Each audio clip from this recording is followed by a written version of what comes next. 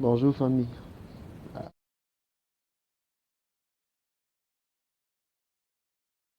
j'espère qu'on va bien, que ça se passe bien. Aujourd'hui, je vais faire une vidéo. Je vais parler un peu de ce que j'appelle la mentalité d'esclave. C'est de quelle à quelle heure? Danse. Coupe-feu, c'est de quelle à quelle heure? Hein? C'est de quelle heure? 21h. Alors, à quelle heure? 21h. Hey. Quand je vois ces attitudes-là, ça me rappelle juste que nous avons encore vraiment une mentalité d'esclave. C'est ce qui caractérise un esclave, en tout cas pour moi. C'est le mépris qu'il a pour lui-même. Un homme libre ne peut pas rester esclave. Un homme libre ne peut pas accepter de vivre esclave. Il va peut-être rester esclave un moment, mais il aura toujours ce souci de liberté. Il sera libre de toute façon.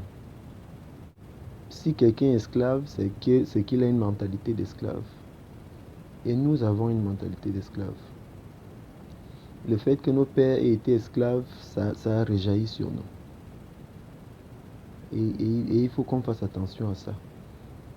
Ça fait partie des choses qui nous mettent en position de faiblesse, cette mentalité d'esclave.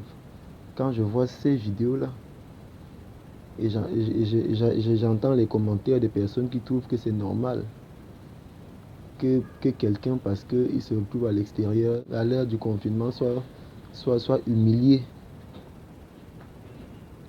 Pour moi, c'est une mentalité d'esclave. Nous sommes encore esclaves dans nos têtes, nous pensons que nous sommes libres, alors que nous avons cette mentalité d'esclave. Quand je regarde comment les Africains parlent d'eux-mêmes,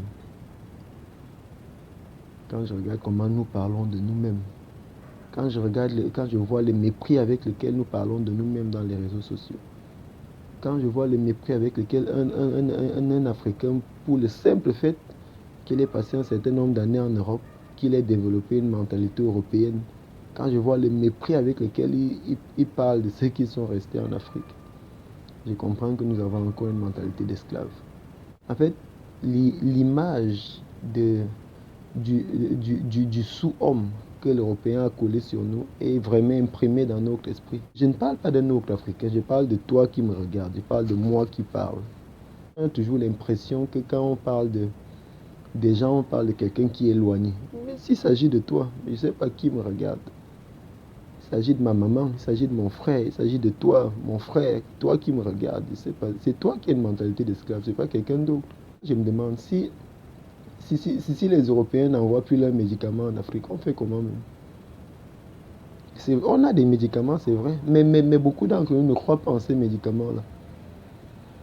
Si les Européens n'envoient plus leurs produits de beauté en Afrique, on fait comment? On a nos produits de beauté, mais beaucoup d'entre nous ne croient pas en ces produits de beauté-là. Si les Européens n'envoient plus leur nourriture en Afrique, on fait comment? On a notre nourriture, mais beaucoup d'entre nous ne croient pas en cette nourriture. Nous avons une mentalité d'esclave, famille. Et je pense que c'est le moment de grandir, c'est le moment d'évoluer. Je viens de faire un post sur WhatsApp où je demandais qu'est-ce qui va se passer dans les jours à venir si nos employeurs ne nous emploient plus. Est-ce que ce n'est pas le moment de réfléchir à des alternatives pour pouvoir nous créer notre monde, notre milieu, pouvoir acquérir nos libertés, pouvoir acquérir notre indépendance? Beaucoup de gens qu'on rencontre dans la rue ne nous considèrent pas comme des êtres humains. Et ça ne nous parle pas. Pour moi, je suis un être humain. Mais pour beaucoup qui me regardent, je ne suis pas un être humain, je suis moins qu'un animal. Ça, c'est quelque chose qui doit nous alerter.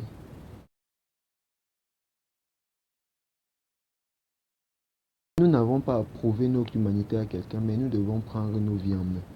Famille. Je dis, nous n'avons pas à prouver notre humanité à quelqu'un, mais nous devons prendre nos vies en main. Nous sommes les gardiens de ce monde. Nous sommes les sentinelles, nous sommes les guides. C'est pour ça que le Père nous a laissé ce signe distinctif, cette peau noire, cette mélanine. Nous sommes là pour veiller sur les autres. Nous sommes là pour veiller sur nous-mêmes et veiller sur les autres. Donc si on ne se réveille pas, comment on va jouer notre rôle?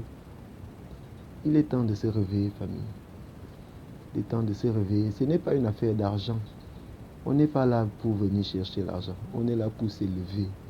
Entretenir cette connexion avec le Père et montrer la voie à nos frères. C'est vrai que nos frères nous méprisent, c'est vrai qu'ils nous prennent pour des sous-hommes.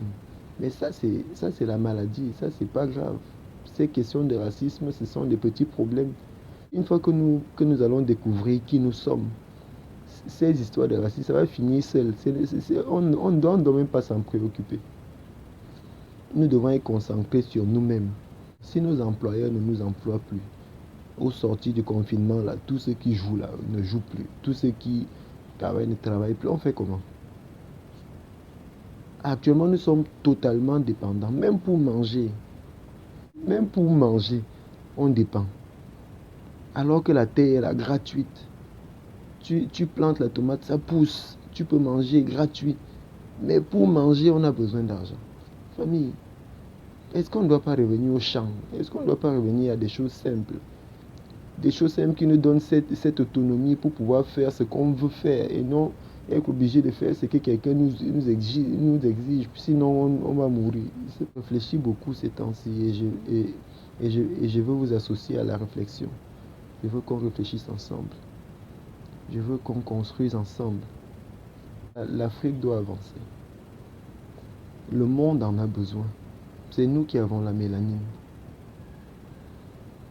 C'est nous qui avons l'ouverture vers le Père. Ce n'est pas une affaire d'argent, famille. C'est une affaire de connexion. C'est une affaire de connexion à la source, connexion à Dieu.